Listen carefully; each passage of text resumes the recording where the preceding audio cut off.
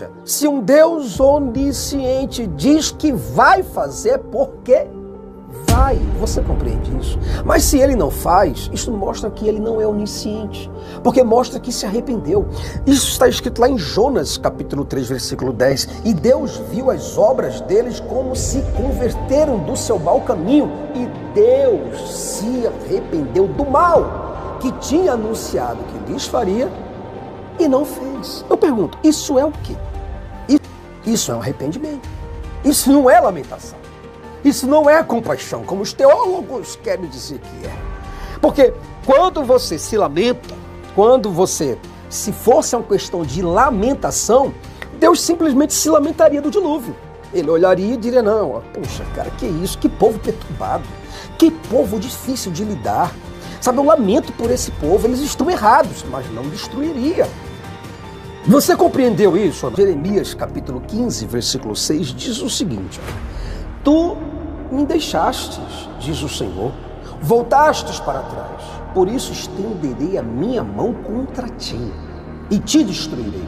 Estou cansado de me arrepender.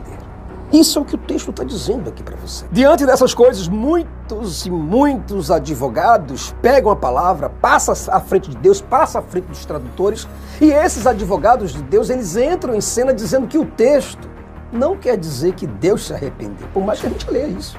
Por mais que os tradutores, por mais que os maiores especialistas em hebraico tenham traduzido a palavra dentro do seu contexto para arrependimento, mesmo assim, esses advogados, eles dizem que os tradutores estão errados, porque a palavra é lamentar ou ter compaixão. Cara, eu fico imaginando um Deus perfeitíssimo tendo que se lamentar por diversas vezes.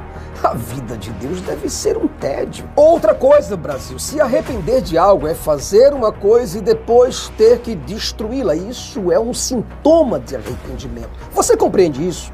Independentemente se a palavra aqui é se arrepender ou não, o ato de Deus em destruir a sua criatura mostra que ele se arrependeu de fato, como ocorreu lá no dilúvio. Quem está cansado, quem tem remorsos ou lamentos e compaixões não destrói, mas quem se arrepende, retrocede. Quem se arrepende, reformula. Quem se arrepende, recicla, refaz, renova, destrói. Não temos, por exemplo, para onde correr diante de um texto desse. Então, Brasil, diante disso fica claríssimo que a expressão aqui, a palavra, eu quero dizer a palavra, arrependimento, ou se arrependeu, se arrependerá, de fato e de... Para dizer o contrário disso, tu tem que abrir as tuas pregas e cagar em cima desse livro aqui. Tu é macho o suficiente para tu cagar em cima desse livro? Se tu quiser mostrar diferente, tu caga em cima do livro. Caga em cima da palavra, você não se arrependeu, está errado. O tradutor é um miserável, sem o Espírito Santo, ele não tem Deus, ele não tem Jesus. Ele é um ateu, ele é um herege, porque disse que Deus se arrependeu. Não. O texto está deixando claro na sua tradução para o português que Deus se arrependeu. 1 Crônicas, capítulo 21, versículo 15, diz o seguinte: e Deus mandou um anjo a Jerusalém para destruir. E destruindo-a, ele, o Senhor, olhou e se arrependeu daquele mal. E disse ao anjo destruidor: basta, agora redimindo. Porque Deus se arrependeu daquele mal por causa da proporcionalidade. Deus veio com ira, quer dizer, um Deus perfeito e bondoso que se ira.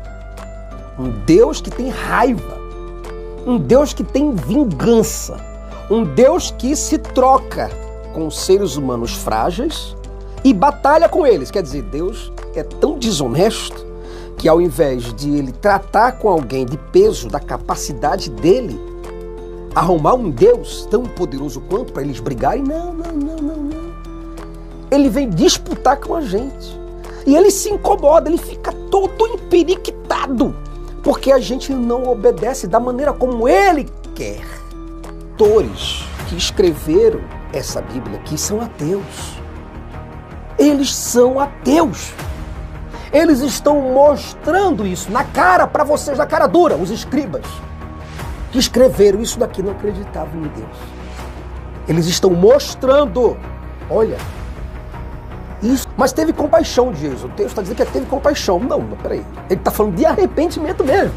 Esse é o contexto. Aceita que dói mesmo. 1 Samuel. Vamos para 1 Samuel, capítulo 15, versículo 35. O texto deixa claro que Deus não se lamentou. O texto deixa claro que Deus não se entristeceu e nem teve excesso de compaixão, mas que se arrependeu. Isso quer dizer, Deus fracassou. E nunca mais, olha o texto diz, e nunca mais viu Samuel a Saul até o dia de sua morte, porque Samuel teve dó de Saul. E o Senhor se arrependeu de haver posto a Saul rei de Israel. Quer dizer, Deus sabia dos resultados ou não? Quando ele escolheu Saul? Claro que não, Brasil. Ele se arrependeu. Isso mostra que a figura desse Deus é a figura de um fracassado, como qualquer um fracassado entre nós. Em Jeremias, capítulo 26, versículo 19, diz o seguinte: mataram-no, porventura, Ezequias, rei de Judá e todo Judá? Antes não temeu o Senhor e não implorou o favor do Senhor, e o Senhor não se arrependeu do mal